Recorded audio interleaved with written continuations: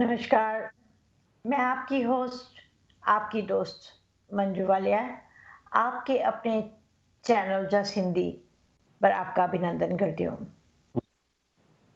जैसे कि ये शो एक मुलाकात हमने शुरू किया 3 वीक बिफोर और इसको आप लोगों ने बहुत प्यार किया और इसी तरह आप अपना प्यार, अपना आशीर्वाद हमें देते रहिएगा।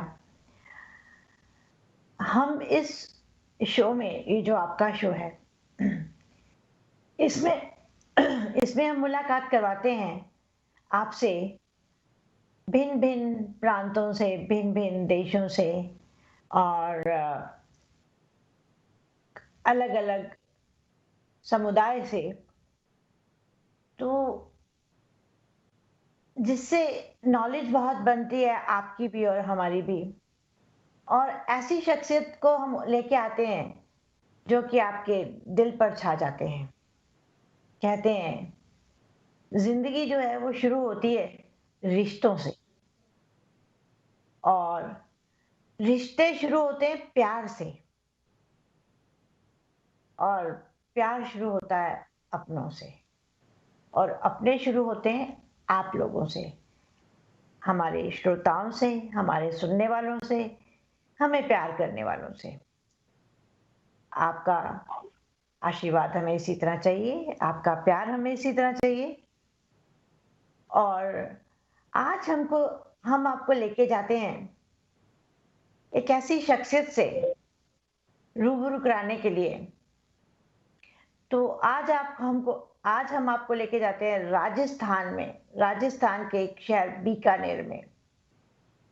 बीकानेर में पंडित जी हैं, ज्योतिषाचार्य राकेश ओझा जी, जो कि 35 साल से इस पेशे में जुड़े हुए हैं। ये इनका शौक है, बचपन से इनको शौक था। इन्होंने किताबें लिखनी शुरू की, इन्होंने लोगों को बताना शुरू किया और इनकी कई भविष्यवाणियां ऐसी हैं जो कि सत्य सत्य हुई हैं। हम ज्यादा देर न करते हुए आपसे मिलवाते हैं ज्योतिषाचार्य राकेश ओझा जी। नमस्कार राकेश जी। नमस्कार मंजू जी, सबसे पहले तो आपको धन्यवाद दूंगा, आपके चैनल को धन्यवाद दूंगा कि उन्होंने मुझे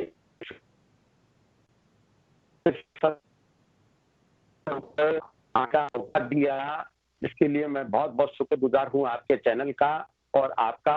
और सबसे ज्यादा शुक्रगुजार हूँ आपके जो लाखों दर्शक टीवी के, जो आपके टीवी को इतना पसंद करते हैं, शो को इतना पसंद करते हैं, उनको मैं बहुत बहुत धन्यवाद देना चाहूंगा कि उनका प्रेम हमेशा आप लोगों के साथ, इस चैनल के साथ और मुझे भी मिलता रहे। नमस्कार जी पंडित जी, धन्यवाद आपका हमारे साथ जुड़ने के लिए और आपका अपना समय देने के लिए। सबसे पहले तो मेरे श्रोता जो सुनने वाले और हम भी जानना चाहेंगे कि आप अपने बारे में जी। कुछ बताइए। आपका जन्म कहाँ हुआ? कहाँ से एजुकेशन की आपने? कैसे आप जी आपके घर में कोई काम करते थे ज्योतिष का या कैसे आपके दिमाग में ये आया? तो थोड़ा-सा परिचय हमें और हमारे श्रोताओं को जी दीजिए। जी मंजू जी, सबसे पहले तो मैं कहूंगा कि मेरा जन्म बाड़मेर में हुआ।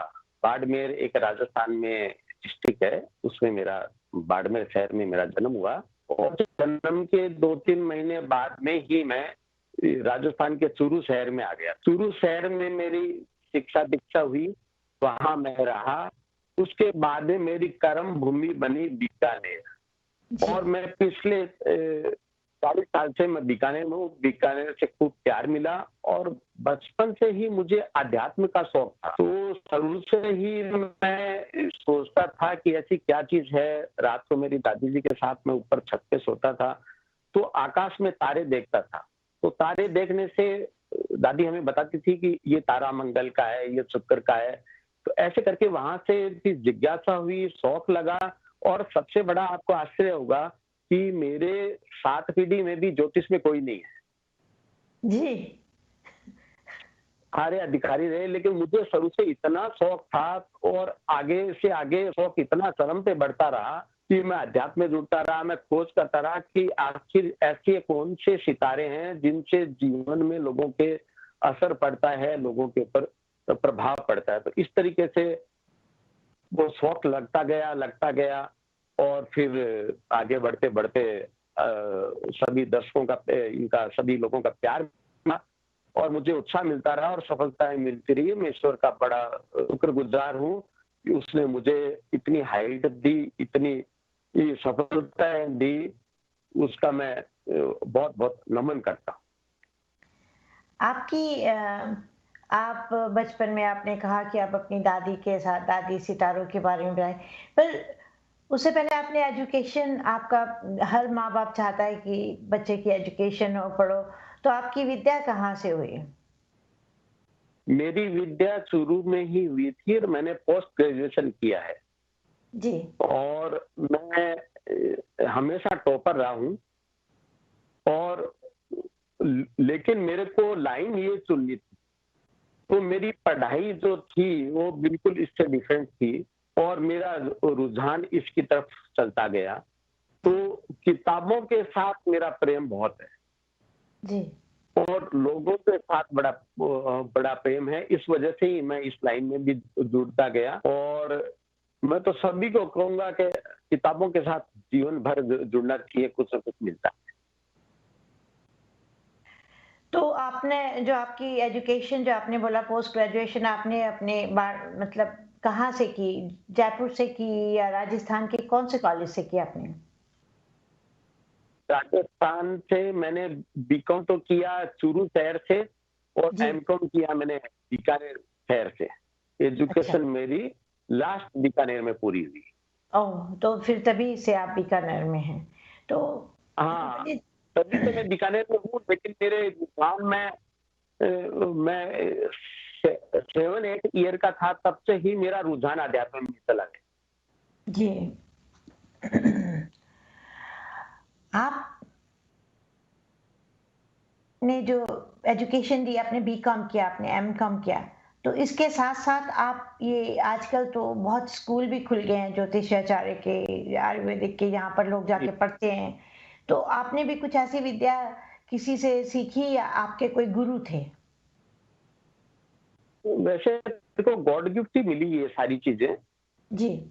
लेकिन एक केरला में एक गुरुजी हैं, उन्होंने कुछ मुझे आध्यात्मिक चीज़ें ऐसी दी, जो मैं सोच भी नहीं सकता था कि मुझे जीवन में मिल पाए। क्योंकि बहुत प्रयास करने से वो चीज़ें तो मैं उनका शुक्रगुज़ार हूँ कि उन्होंने मुझे ये चीज़ें दी और बाकी स्वतः ही प्रेरणा आगे से आगे मिलती गई और मुझे दिशा मिलती गई। मेरे को रिसर्च करने का बड़ा शौक था। मैं जी। किसी चीज़ को ऐसे नहीं मानता था कि ये होने से ऐसे हो जाएगा, जब तक जी। कि मैं उस फील्ड में नहीं जाता। तो इस वजह से रिसर्च की वजह से मुझे काफ़ी नॉलेज मिला, बहुत हेल्प मिली एस्ट्रोलॉजी में आज सफल भविष्यवाणियाँ करने के। आपने अभी बोला कि आप को केरला में एक इंसान थे जो आपके गुरु थे, तो वो आपको राजस्थान में मिले कि कैसे आपकी उनसे एक मुलाकात हुई? नहीं, मेरी एक मुलाकात जो आपका प्रोग्राम है, वैसे ही मान लो कि एक मुलाकात मेरी उनसे केरला में ही हुई थी और उन्होंने मेरा चेहरा देखते ही कहा था कि आप तो ज्योतिषी हो। उस समय में मैं था नहीं इतना, तो मैंने कहा कि आपको कैसे पता चला? तब फिर उन्होंने मुझे कहा कि आप जैसे लोगों की ज़रूरत है, कुछ विद्याएँ जो है, वो हम हमारे साथ नहीं ले जाना चाहते तो अच्छे लोगों को देना चाहते हैं। तो मैं कहा मेरा बड़ा सौभाग्य है कि आपने मुझे चुना है और मैं उनका जीवन भर आभारी रहूँगा कि उन्होंने मुझे इतनी अच्छी विद्या दी जिसका कोई मोल नहीं है। मैं उनको नमन करता हूँ, प्रणाम करता तो हम पंडित जी हम आपसे इसी तरह बात करते रहेंगे और अब हम लेते हैं एक छोटा-सा ब्रेक और ब्रेक के बाद फिर आपसे जुड़ते हैं।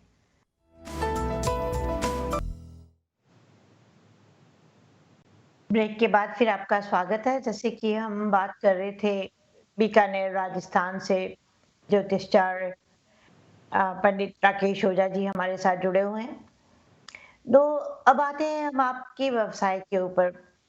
आपके व्यवसाय में जब बच्चा पैदा होता है तो उसकी कुंडली बनाने के लिए भी लोग आते हैं, और जी, जो शादी से पहले कुंडली मिलाने का प्रचलन है, उसका तात्पर्य जी, क्या है? जी। मतलब क्यों लोग मिलाते हैं? उसमें ऐसा है मंजू जी, बहुत अच्छा सवाल किया आपने जी, कि उसमें क्या होता है कि दोनों की हॉरोस्कोप इसलिए मिलाई जाती है कि दोनों के ग्रह मिलान का मतलब 36 गुण होते हैं उसमें, अलग-अलग।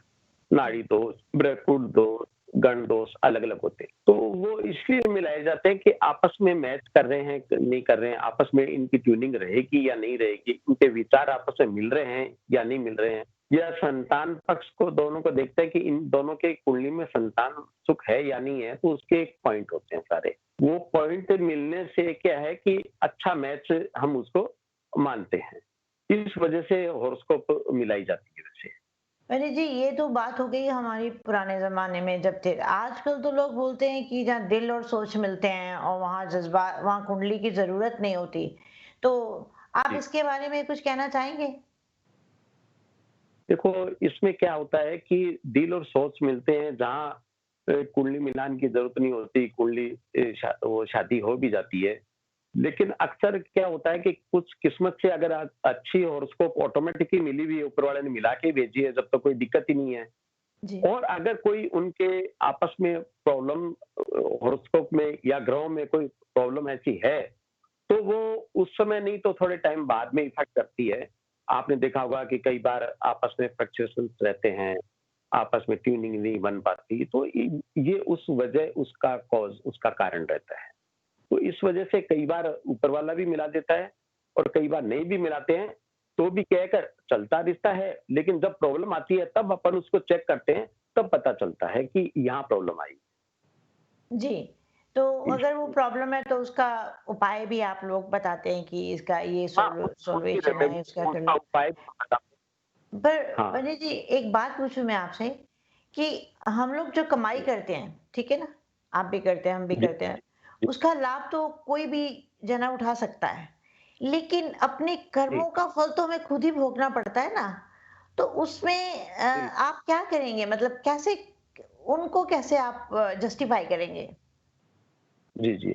बहुत अच्छा सवाल किया आपने मंजू जी, इसके लिए पहले तो मैं धन्यवाद दूँगा आपको। और शुक्रिया। सबसे बड़ी चीज़ आपने जो क्वेश्चन किया है कि अपने कर्मों का पैसा तो कोई भी ले सकता है किसी का, लेकिन अपने कर्मों का बोझ अपने को उठाना पड़ता है।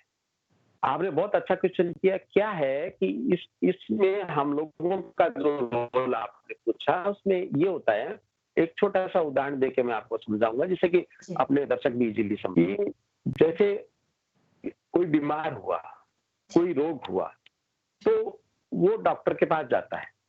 जी, डॉक्टर उसको दवाई देता है, हफ्ते भर 10 दिन के लिए उसको रेस्ट करने के लिए बोलता है। तो जी, कष्ट तो उसका वो रोग तो नहीं खत्म कर सकता, लेकिन उसका रोग का कष्ट कम कर सकता है। उसको ज़्यादा तकलीफ नहीं हो, दवाई दे दी, पट्टी बाँध दी और कुछ कर दिया, तो जिससे कि उसको रिलीफ मिले, लेकिन उसको कष्ट तो उसी को भोगना है। ऐसे ही हॉरोस्कोप में भी किसी के कोई प्रॉब्लम है या कोई समस्या है, तो वो समस्या तो उसी को फेस करनी पड़ेगी।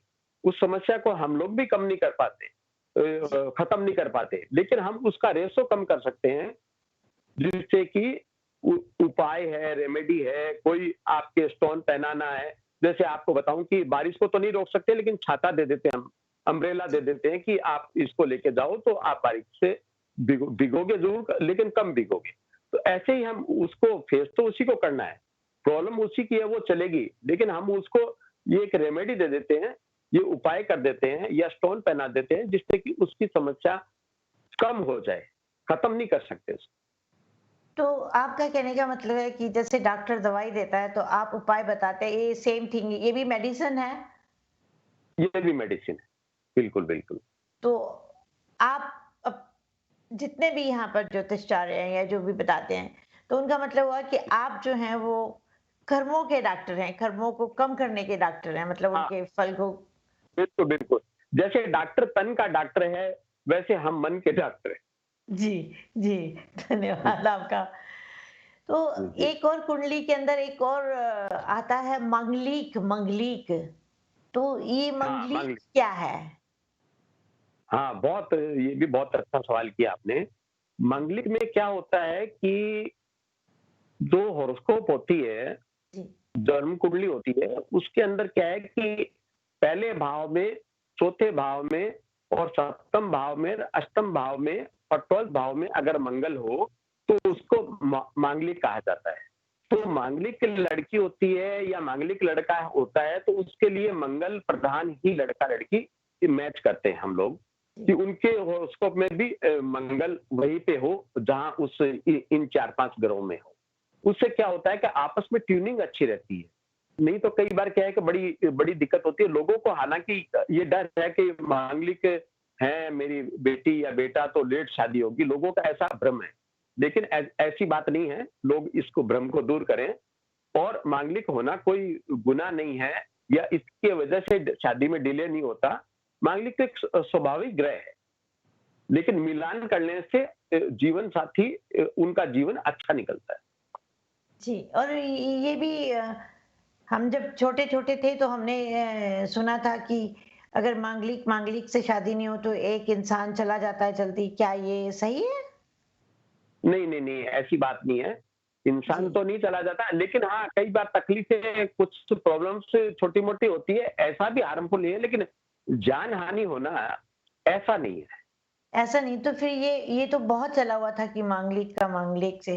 और हाँ, इसमें पंडित जी एक और है अ, गण गण भी कुछ होते हैं इसमें आपके? हाँ, हाँ, गण भी इसमें होते हैं कि गण का एक जो होता है, वो 5 ये उसके 6 अंक होते हैं गण के। जी, तो गण जैसे कहते हैं कि अपन आप इससे तो मेरे गण नहीं मिले, मतलब ट्यूनिंग नहीं बैठी। तो जी, ऐसे ही उसमें मिलान के वक़्त एक गण का भी एक पोर्शन आता है।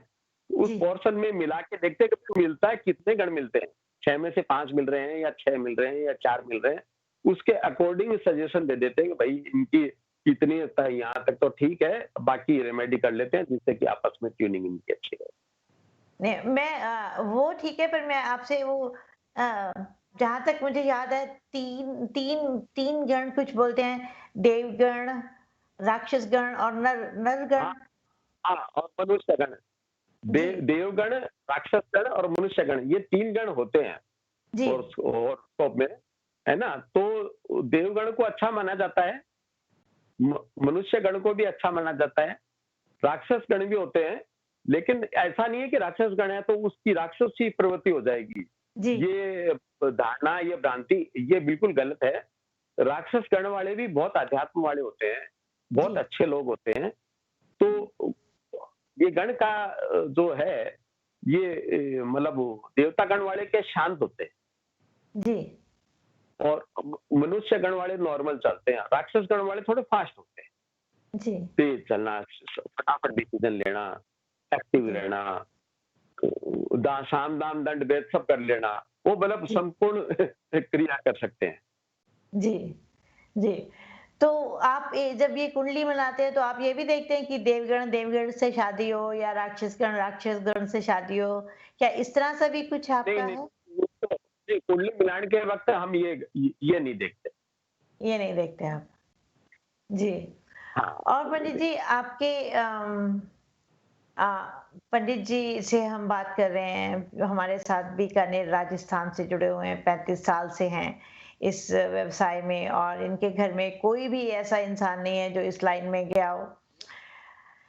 इनसे हम एक छोटी-सी ब्रेक के बाद मिलेंगे और इनके व्यवसाय के ऊपर एक बहुत खूबसूरत किस्सा है जो हम आपसे के साथ शेयर करेंगे। एक्चुअली पंडित जी शेयर करेंगे आपके साथ, वो बताएँगे। अ, तो मिलते हैं हम आपको एक छोटे से ब्रेक के बाद, जाइएगा नहीं। इसी तरह बात करेंगे हम पंडित जी से। ब्रेक के बाद आपका फिर स्वागत है। जैसे कि हम बात कर रहे हैं पंडित राकेश जी से, ये हमारे साथ बीकानेर से जुड़े हुए हैं। यानी जी जी, आज का जो हम लोग का जो ज़माना था कुंडली मिलाने का और वो अलग था।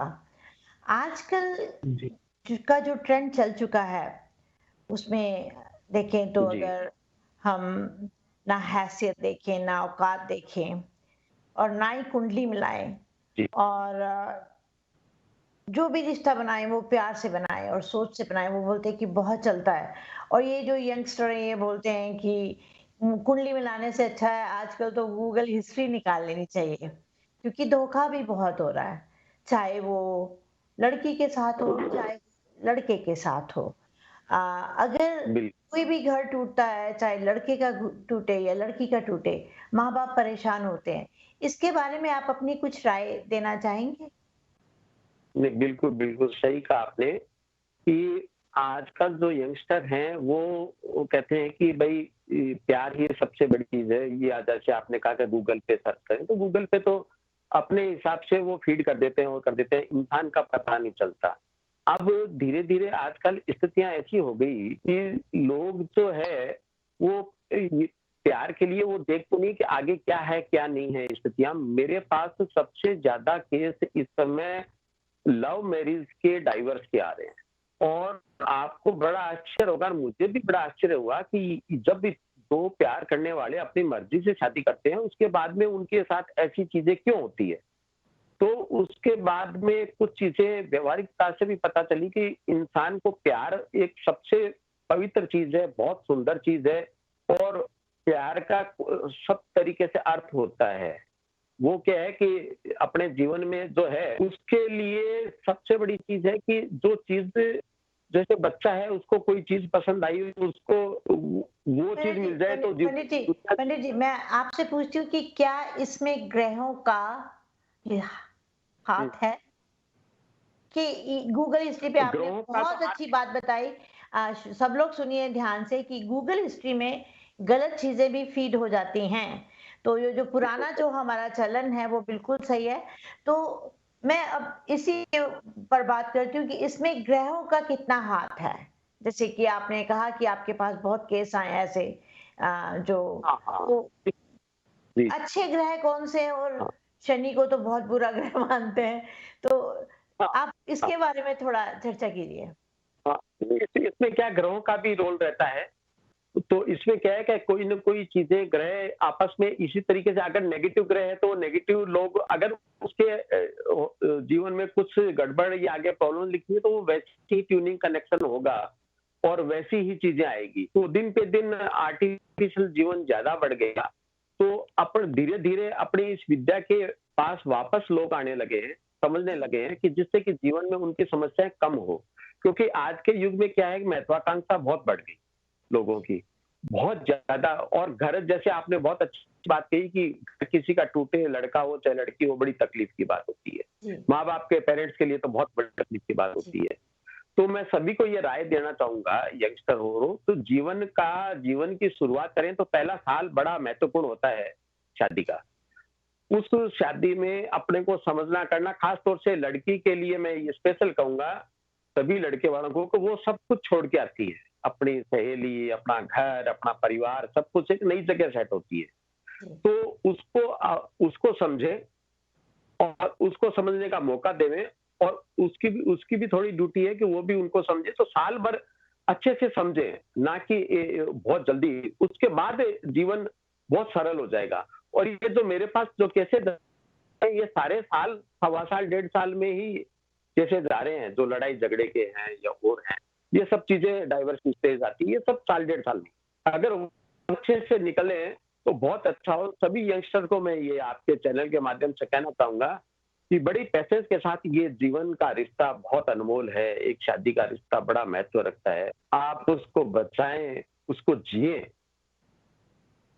जी, जी। तो अच्छे ग्रह कौन से होते हैं पंडित जी?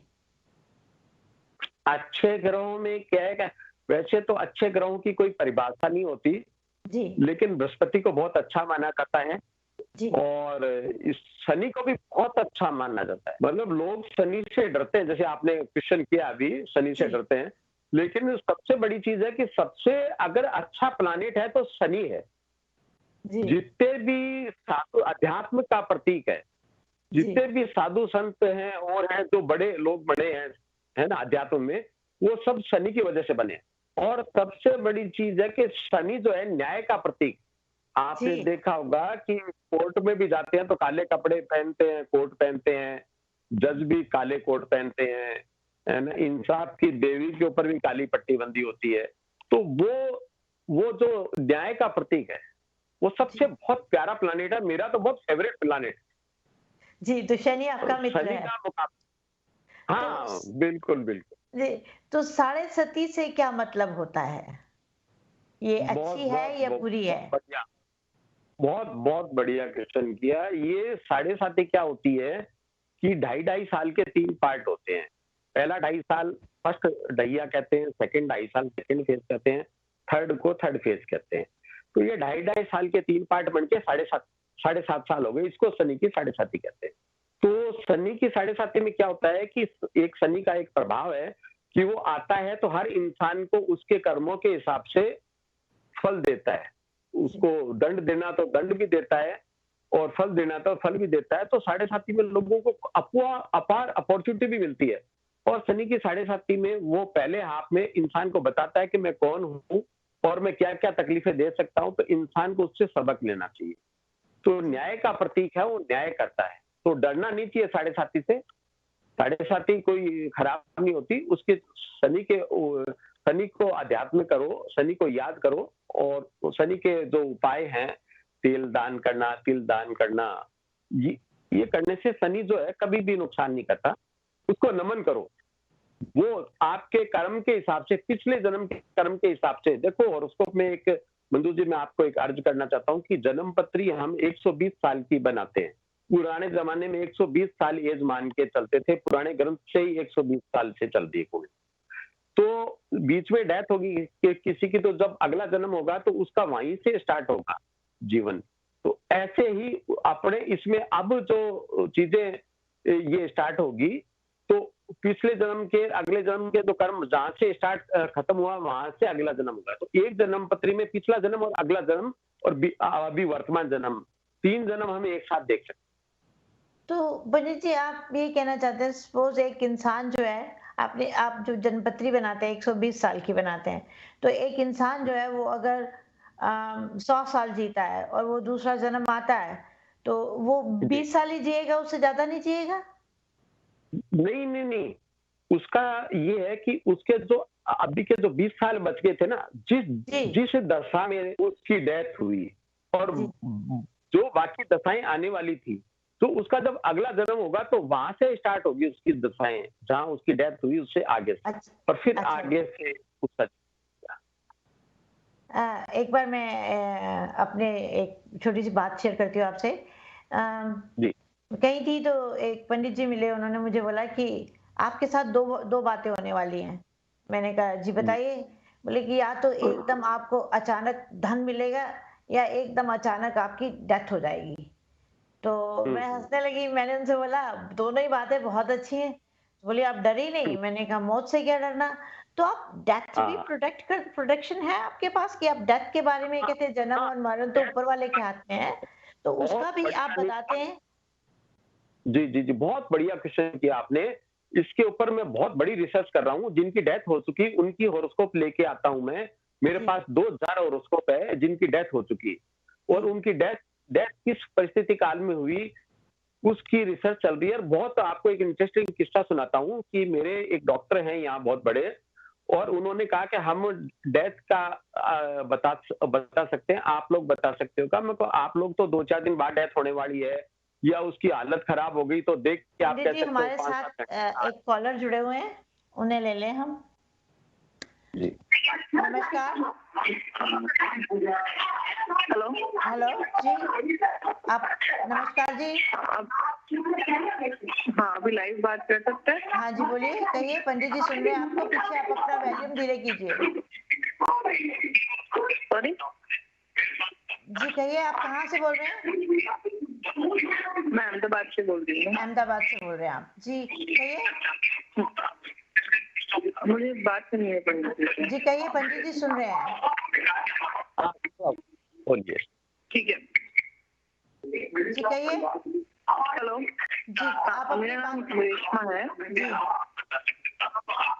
मुझे मेरा प्रश्न है अपने बारे में कि मैं अपना डेट ऑफ बर्थ ढूंढना चाहती हूँ और जानना चाहती हूँ कि मेरे उधर 7:30 ही है अभी। ओके, आप ऐसा पता नहीं कीजिए। कुंडली में अभी 7:30 चल रही है। जी, तो अभी आप अपना डेट ऑफ बर्थ देना चाहती हैं? ऐसा है कि आपकी बहुत आपका वॉल्यूम बहुत हाई है पीछे। हम आपको पंडित जी का नंबर दे देंगे, आप उनको डायरेक्ट कॉल कर लीजिएगा। हाँ, मैं जी पंडित जी, आवाज बहुत जी। डिस्टर्ब थी, तो वो मैं बता रहा था कि उन डॉक्टर साहब ने मुझे कहा कि डेथ का, तो मैंने कहा कि हाँ, हम बता सकते हैं। तो एक बार क्या हुआ कि मैंने एक गर्भवती देखी डॉक्टर साहब के सामने ही, और किसी इंसान की, और उसका थोड़े दिन बाद डेथ थी। उस इंसान को तो बाहर भेज दिया और मैंने डॉक्टर साहब को कहा कि 14 दिन बाद में इसकी डेथ हो जाएगी, शाम को 7:15 और 7:30 के बीच में। और डॉक्टर साहब ने उस बात को सीरियसली नहीं लिया, और उसके ठीक 14 दिन बाद में ही उस आदमी का जो है 7, 7:15, 7:30 के बीच में, और डॉक्टर साहब का ही पड़ोसी था वो, और डॉक्टर साहब भी उसको देखने गए, वो सीरियस हुआ जब, तो डॉक्टर साहब को वो बात याद आई और उसी समय 7:20-25 के आसपास उसकी डेथ हुई। तो डॉक्टर साहब इतने प्रभावित हुए, वो आए, उन्होंने डेथ कैसे प्रेडिक्ट कर लिया आपने? तो मेरा ये एक रिसर्च का प्रोसेस है, और डेथ भी इसमें प्रिडिक्ट हो जाती है, बशर्ते कि हॉरोस्कोप एग्जैक्ट होनी चाहिए। जी, तो आपका कहना है कि आप डेथ का भी प्रोटेक्ट कर सकते हैं।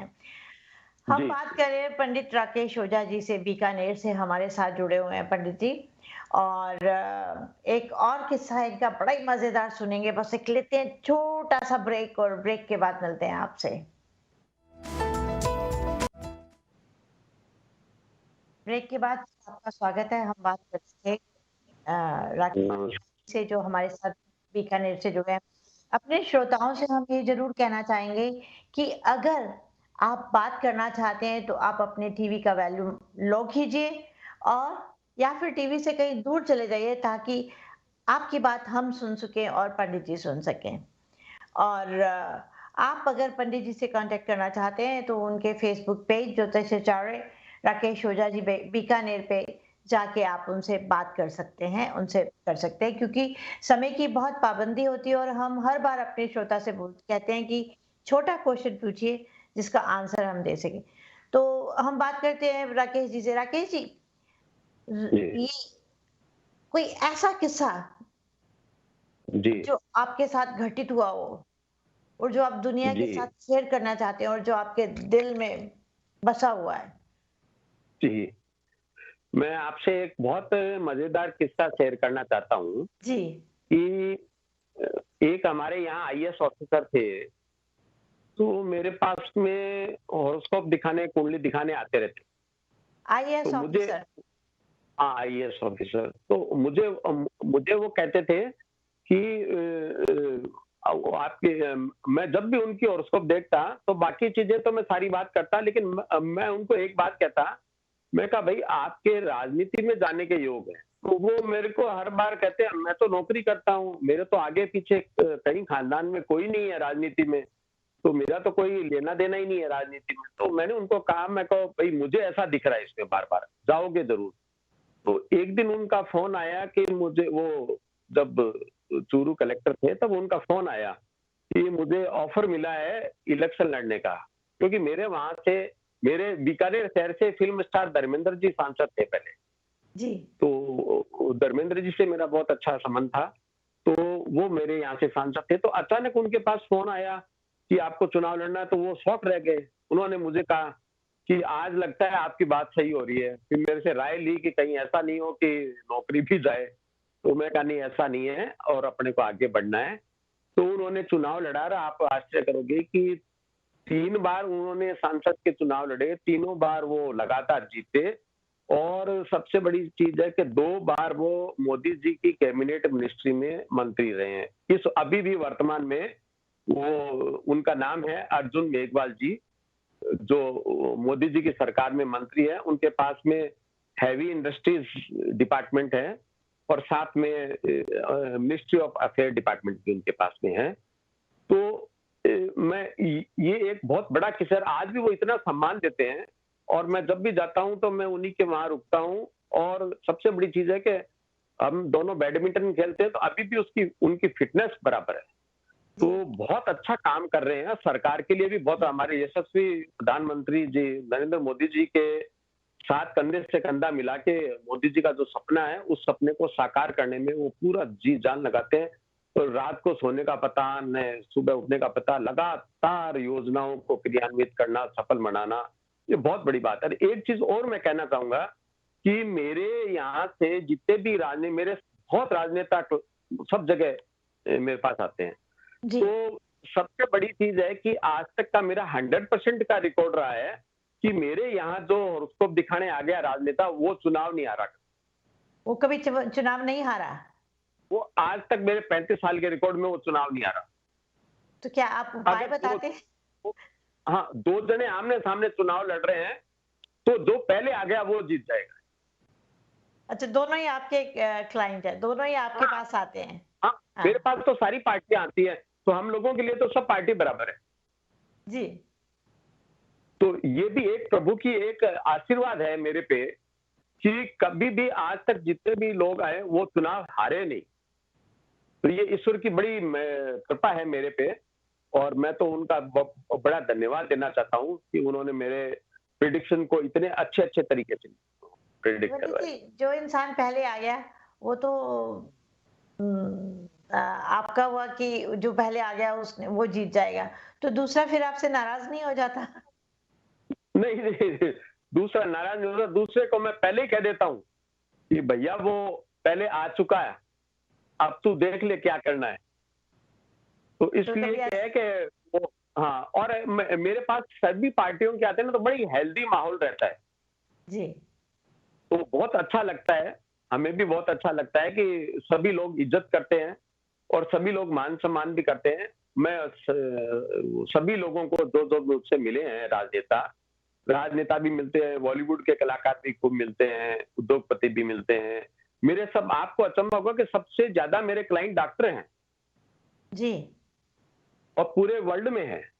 जी और तो आपने ये अभी कहा कि आपके जो आपके साथ बॉलीवुड से भी जुड़े हुए हैं, तो आपके साथ बॉलीवुड से कौन जुड़ा आपसे जिसके बारे में आपने प्रोडक्शन की जो आपने उनके बारे में बताया, उनके फ्यूचर के बारे में बताया?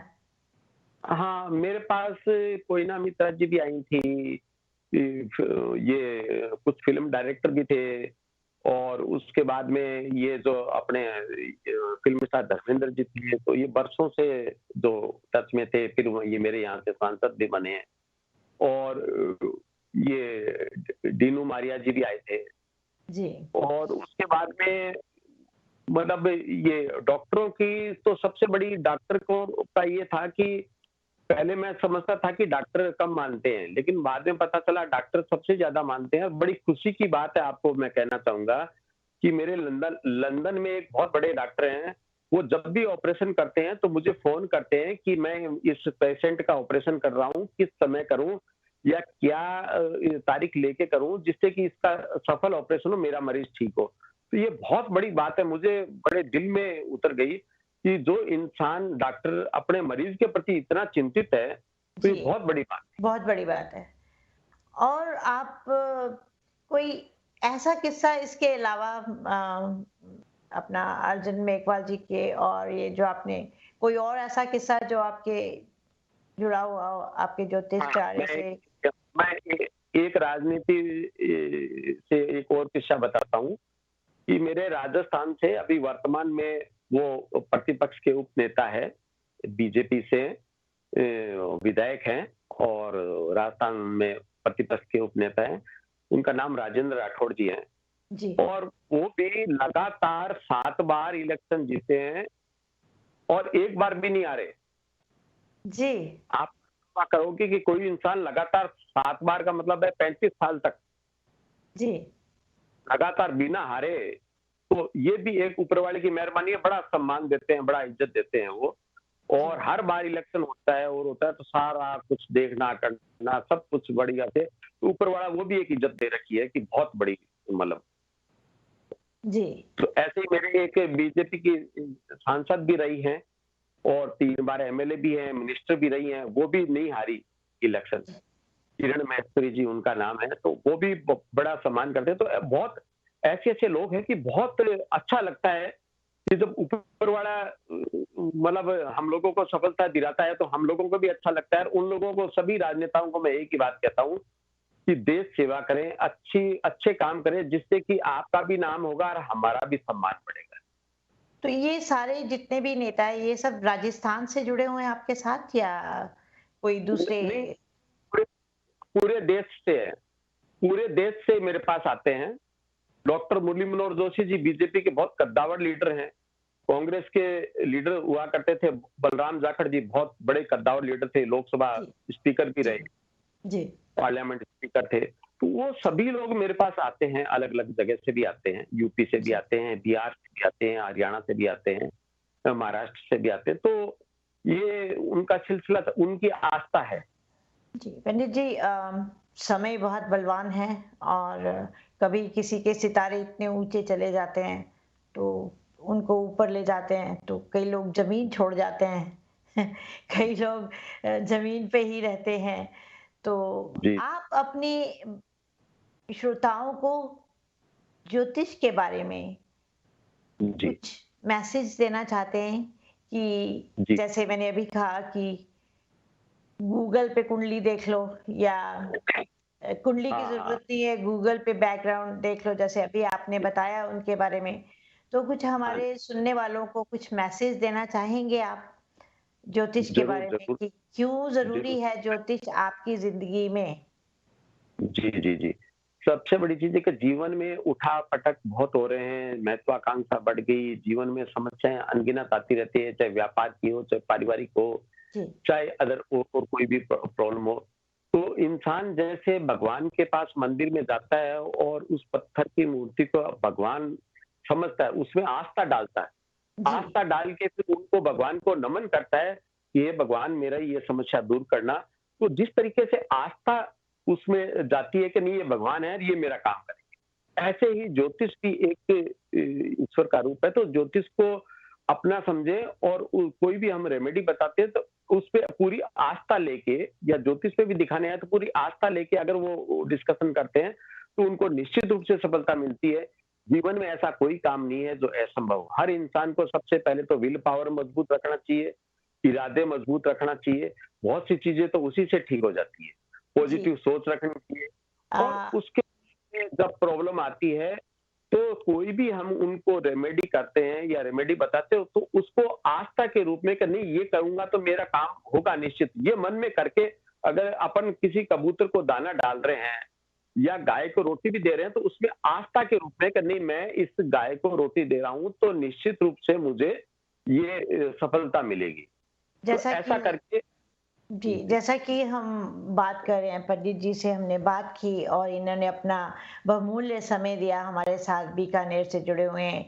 एक जाते-जाते एक बात कहूँगी कि उजाले अपनी यादों के हमारे साथ रहने दो। बहुत दूर-दूर तक रात ही होगी, मुसाफिर हो तुम भी, मुसाफिर हैं हम भी, किसी मोड़ पे फिर मुलाकात ज़रूर होगी। तो आपके समय के लिए, आपके बहुमूल्य समय के लिए बहुत-बहुत धन्यवाद और हम अपने श्रोताओं से कहते हैं कि खुश रहिए, आबाद रहिए, कोरोना से जी, बचिए, मुँह पे मास्क लगाइए। धन्यवाद पंडित जी आपके समय का हमें बहुमूल्य समय